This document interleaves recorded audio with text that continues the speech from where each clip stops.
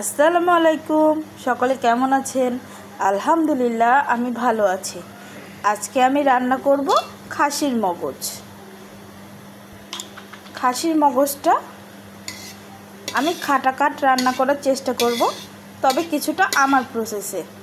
এর জন্যে আমি দিয়ে দিলাম একটা বড় এলাচের অল্প একটু অংশ, দিয়ে দিলাম দুটো ছোট এলাচ আর অল্প 2-1 টুকরা দারচিনি।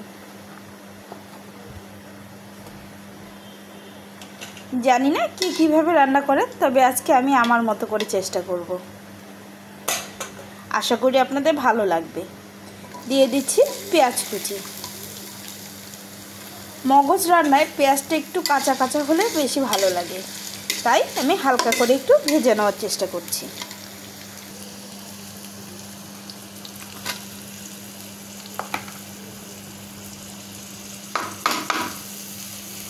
পেঁয়াজগুলো দিয়ে আমি একটু ভাজার জন্য অপেক্ষা করছি।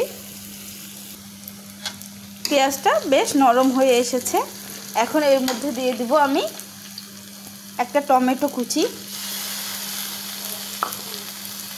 আমি মিডিয়াম সাইজের একটা টমেটো কুচি করে নিয়েছি।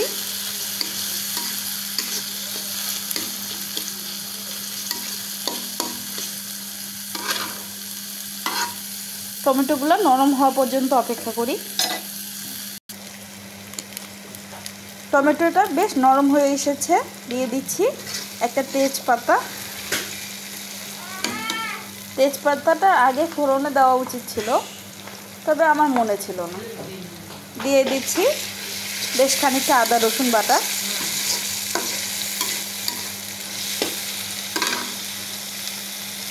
আদা রসুন আর একটু দিলে ভালো হয়।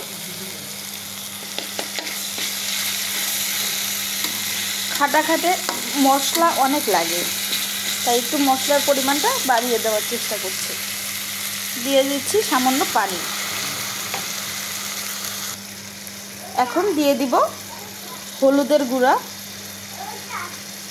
মরিচের গুঁড়া আর দিব স্বাদ মতো লবণ। আমি এখানে লবণটা দিয়ে দিচ্ছি আমার স্বাদ মতো, পরে আবার চেক করে নেব। দিয়ে দিব অল্প মাংসের মশলার গুঁড়া। এটা অপশনাল, যদি আপনার ইচ্ছে হয় আপনি দিতে পারেন, আবার যদি না ইচ্ছে হয় নাও দিতে পারেন। সব কিছু দেওয়া শেষ। এখন একটু কষিয়ে নেব মশলার গন্ধটা যাওয়া পর্যন্ত। আমি মগজটা দিয়ে দিচ্ছি।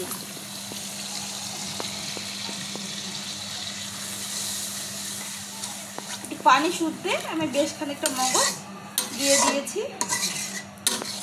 এখন এটা সেদ্ধ করার জন্য আমি ঢাকনা দিয়ে ঢেকে দেব। আমি পানি দিয়ে দিলাম আমার পরিমাণ মতো। দিয়ে দিচ্ছি 2-4টা কাঁচামরিচ। বেশি কাঁচামরিচ দেব না, বাচ্চারা খাবে। দিয়ে দিচ্ছি বাসায় বানানো গরম মশলা, এতে ধনিয়া জিরা সবই রয়েছে। পরিমাণ মতো পানি দিয়ে এটা এখন আমি ভালো মতো সেদ্ধ হতে রেখে দেব।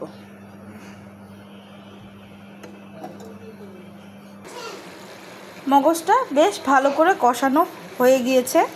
এখন এতে আমি দিয়ে দিব কিছু লেবু কুচি করে কেটে।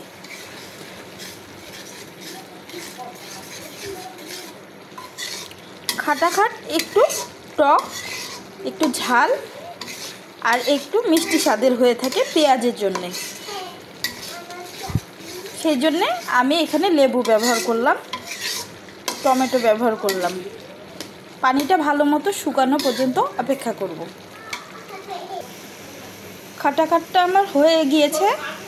দিয়ে দিচ্ছি অল্প পরিমাণে সয়াবিন তেল এক্সট্রাভাবে। আমি একটু ক্যামেরায় দেখাতে ভুলে গিয়েছিলাম, এখানে আমি একটু গোলমরিচের গুঁড়া দিয়ে দিয়েছিলাম। হয়ে গেল আমার খাসির মগজের খাটা খাট। কেমন লাগলো আমার রান্নাটা দেখবেন আর কমেন্টে জানাবেন। আশা করি আপনাদের সকলের ভালো লেগেছে। আর আজ এই পর্যন্তই। আল্লাহ হাফেজ, ভালো থাকবেন সকলে। আর আমার চ্যানেলটাকে অবশ্যই সাবস্ক্রাইব করবেন, রান্নাটাতে একটা লাইক দিয়ে যাবেন।